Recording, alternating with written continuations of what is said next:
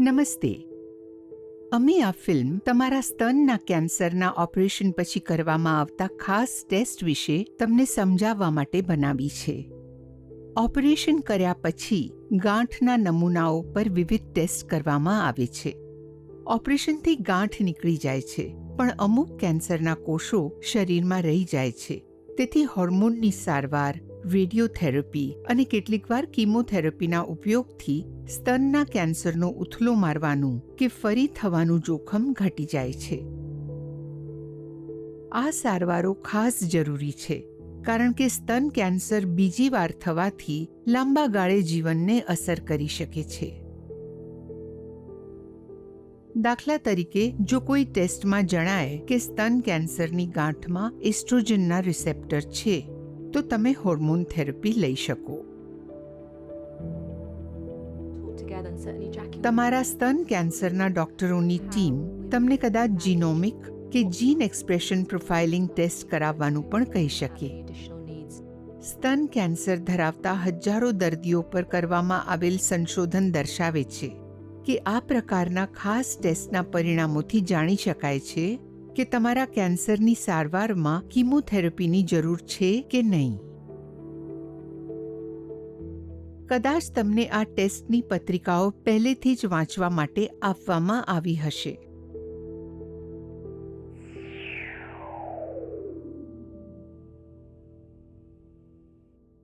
કીમોથેરપી એ cancer વિરોધી દવાની સારવાર છે જે કેન્સરના કોષોનો નાશ કરે છે.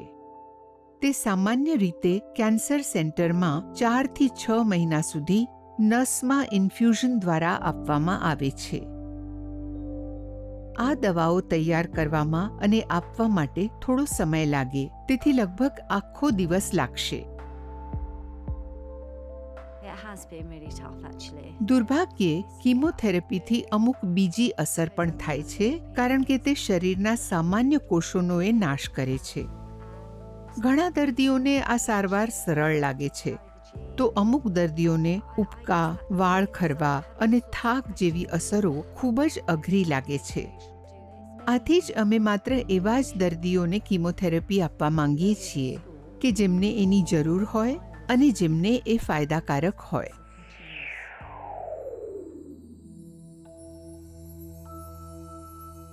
કીમોથેરપીની ભલામણ કરવી કે નહીં તે નક્કી કરતી વખતે ડોક્ટરો ઘણી બાબતોને ધ્યાનમાં લે છે.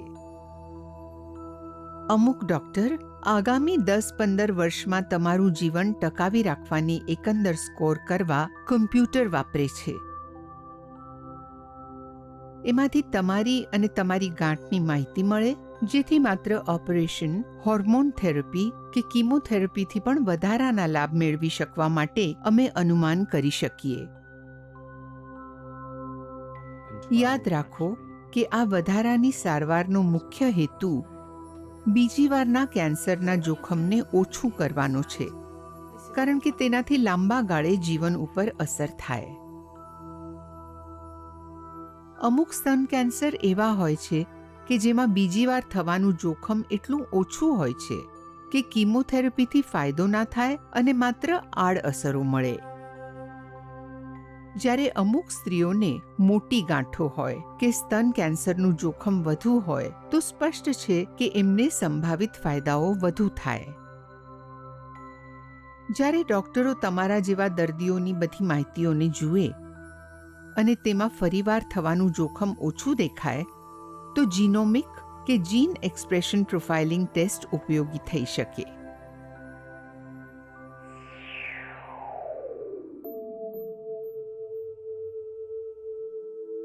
જીનોમિક ટેસ્ટ માટે આંતરિક બાયોપ્સી અથવા તમારા મૂળ ઓપરેશનમાં સ્તન કેન્સરના ટિશ્યુને કાઢવામાં આવે છે, જેથી તમારે ફરી કોઈ ઓપરેશન કરવાની જરૂર નથી. ગાંઠના નમૂના લેબોરેટરીમાં મોકલવામાં આવે છે, જ્યાં જીનની વર્તણૂકની તપાસ થાય છે. એ દ્વારા ખબર પડે કે સ્તન કેન્સરના કોષોની વૃદ્ધિ અને ફેલાવાની સંભાવના કેટલી છે. અત્યારે ઘણા જુદી જુદી જાતના જીનોમિક ટેસ્ટ મળે છે, પણ બધા જ ફરીવાર કેન્સર થવાના જોખમોની જ તપાસ કરે છે. કે જેથી કરીને કીમોથેરાપીથી જોખમ ઓછું થઈ શકે કે નહીં તે અનુમાન કરી શકાય. તમારી હોસ્પિટલમાં Oncotype DX breast recurrence score test ઉપયોગમાં લેવાય છે. આ ટેસ્ટ સ્તન કેન્સર કોષોની અંદર 21 જુદા જુદા જીનોની તપાસ કરે છે.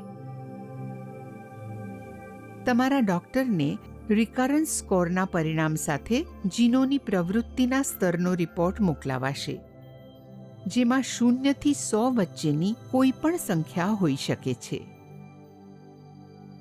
જો સ્કોર 25ની નીચે હોય તો તેને ઓછું જોખમ ગણવામાં આવે છે અને તેથી હોર્મોન સારવારમાં કીમોથેરાપી ઉમેરવાથી વધારે લાભ મળે એ સંભાવના ઓછી રહે. પરંતુ જો સ્કોર 25થી ઉપર હોય તો સ્તન કેન્સર ફરીથી થવાનું જોખમ વધારે છે. આ જોખમ ઘટાડવા માટે મોટે ભાગે હોર્મોન સારવાર સાથે કીમોથેરાપીની પણ ભલામણ કરવામાં આવશે. કેટલાક રિસર્ચ એમ પણ સૂચવે છે કે તમારી ઉંમર કે મેનોપોઝની સ્થિતિ આ સ્કોરને સમજવામાં અસરકારક થઈ શકે. જો તમારી ઉંમર 50 વર્ષથી ઓછી હોય કે પ્રી મેનોપોઝલ હોય અને રિકરન્સ સ્કોરનું પરિણામ 25 કરતાં ઓછું હોય તો કીમોથેરાપીથી અમુક ફાયદાઓ થઈ શકે છે, એ ધ્યાનમાં લેવું. અમુક ડોક્ટરો તમારી સાથે આ પરિણામોની વધુ ચર્ચા કરવા માટે ગ્રાફ સાથે પ્રિન્ટઆઉટનો ઉપયોગ કરશે.